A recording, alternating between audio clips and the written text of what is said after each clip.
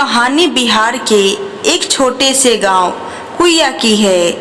राम नारायण के घर से कुछ धुआं उठ रहा था। धीरे धीरे धुआं काफी ज्यादा होने लगा है।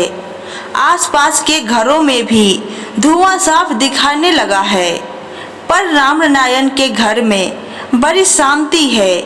धीरे धीरे उठते हुए धुएं को देखकर पूरे गांव में शोर हो गया। पूरा गांव राम नारायण के घर के सामने इकट्ठा है। बहुत आवाज लगाने पर राम नारायण की औरत फुलवती बाहर निकलती है। गांव वालों के पूछने पर कि तुम्हारे घर में ये कैसा धुआं उठ रहा है, फुलवती चुप हो जाती है और थोड़ा घबरा भी जाती है। तब तक खेतों में काम कर रहे राम नारायण और उनके पुत्र बलवंत भी वहां पहुंच जाते हैं। वह भी फुलवती से पूछते हैं, मगर फुलवती इस आग से अनजान बताती है। सारा गांव राम नारायण के घर की आग बुझाने में जुट जाता है, मगर तब तक बहुत देर हो चुकी रहती है। खपरेले का मकान होने के कारण आग तेजी से फैल जाता है। राम नारायण के दो बेटे हैं, बलवंत और जयंत।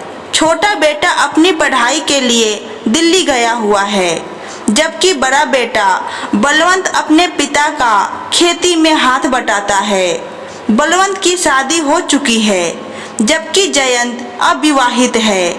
बलवंत की 2 साल की प्यारी सी बेटी भी है, जया।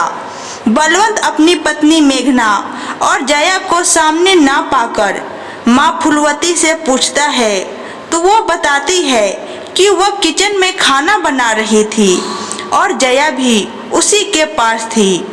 घबराया बलवंत तेजी से घर में भागता है, पर आग ज्यादा होने के कारण गांव वाले उसे पकड़ लेते हैं, उसे अंदर नहीं जाने देते। गांव वाले एवं अग्निशमन दल के बहुत प्रयासों से आग बुझाने में कामयाबी मिल जाती है। आग कम होते ही बलवंत जया जया करते हुए घर में भागता है, पर घर में किसी का भी पता नहीं है। आग बुझने तक सारा घर राख के ढेर में तब्दील हो चुका था। मेघना के मरने की खबर पड़ोस के गांव में रहने वाले मेघना के मायके वालों को भी हो जाती है। मेघना के पिता सुखवीर और बेटा नवीन कुछ रिश्तेदारों के साथ राम नारायण के घर पहुंचते हैं। बलवंत बाहर चौकी पर बैठे जया और मेघना के लिए आंसू बहा रहा है। शादी के अभी 3 साल ही हुए थे, पर बलवंत और मेघना में प्यार बहुत था। दोनों को देखकर ऐसा लगता था मानो वो एक दूसरे के लिए ही बने हो। फिर जन्मों के रिश्ते यूं एक पल में खत्म हो जाए तो भला इस सदमे से कौन बाहर निकल सकता था। हालांकि शुरू में मेघना घर में सबको बहुत पसंद थी, पर समय के साथ फुलवती और मेघना के बीच की मिठास खटास में बदलने लगी थी। दोनों के बीच आए दिन झगड़े होने लगे थे। धीरे धीरे दोनों एक दूसरे को अपने सामने देखना भी नहीं चाहते थे। हालांकि राम नारायण दोनों को समझाते थे और एक साथ रहने की बात करते थे। नवीन को अपनी बहन मेघना और फुलवती दोनों के कटु संबंध के बारे में भली भांति ज्ञान था, और देखते ही देखते वह फुलवती से इस बारे में लेकर झगड़ने लगा।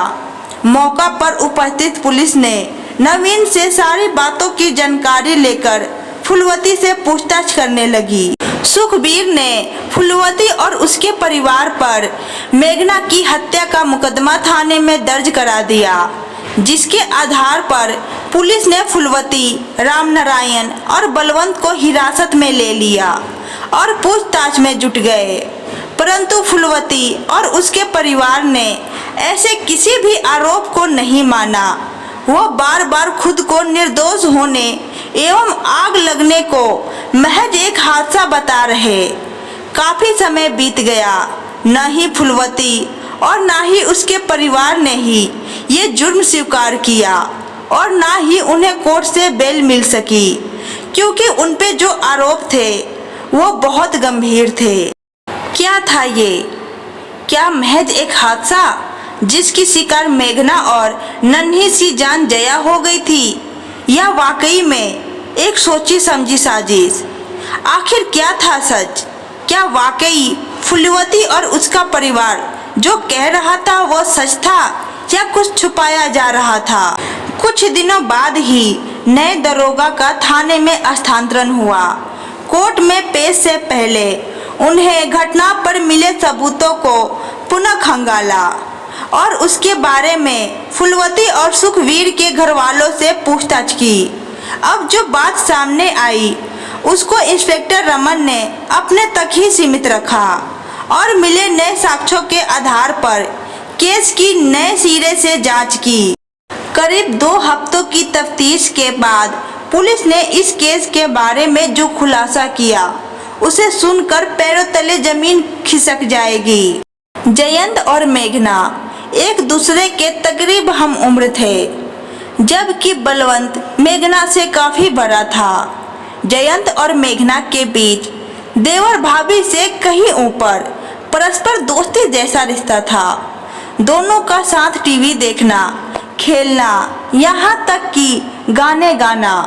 बलवंत अपने और मेघना के बीच उम्र के अंतर और इससे दोनों के बीच विचारों के अंतर को ठीक तरह से समझता, इसलिए उसने भी कभी इसमें अपनी रोक टोक नहीं लगाई। ये दोस्ती कब प्यार में बदल गई ये तो शायद जयंत और मेघना भी नहीं जानते थे।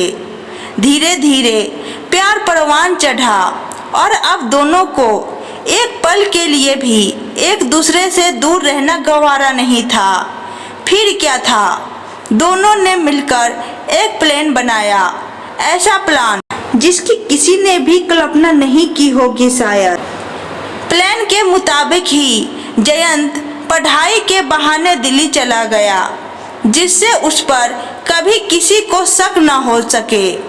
उसके बाद तय प्लान के अनुसार योजना को अंजाम देने की खातिर घर में आग लगा दी गई। आग के अग्र रूप धारण करने से पहले ही मेघना जयंत की मदद से किचन की छत पर लगी खपरेलों को हटाकर छत पर निकल गई और फिर जयंत के साथ दिल्ली पहुंचकर जयंत की पत्नी के पेश में उसके साथ रहने लगी। अपने आशियानों के आग में उसने नन्ही सी जान जया की भी बलि चढ़ा दी। जया वो इकलौती शख्स थी जिसको आग ने खाक किया था। इंस्पेक्टर रमन को जयंत पर तब शक हुआ जब जयंत के गले की चैन उसके जले मकान के ढेर में मिली और चैन जयंत की ही थी। इसकी पुष्टि खुद फूलवती ने की थी, जबकि घटना के बाद जयंत के दिए बयान के मुताबिक वो घटना के दिन दिल्ली में था। इस पाक रिश्ते को शर्मसार कर देने वाली इस घटना ने समाज को झकझोर कर रख दिया। एक ऐसी साजिश जिसके बारे में कोई सोच भी नहीं सकता। आज मेघना और जयंत सलाखों के पीछे जीने के लिए मजबूर हैं।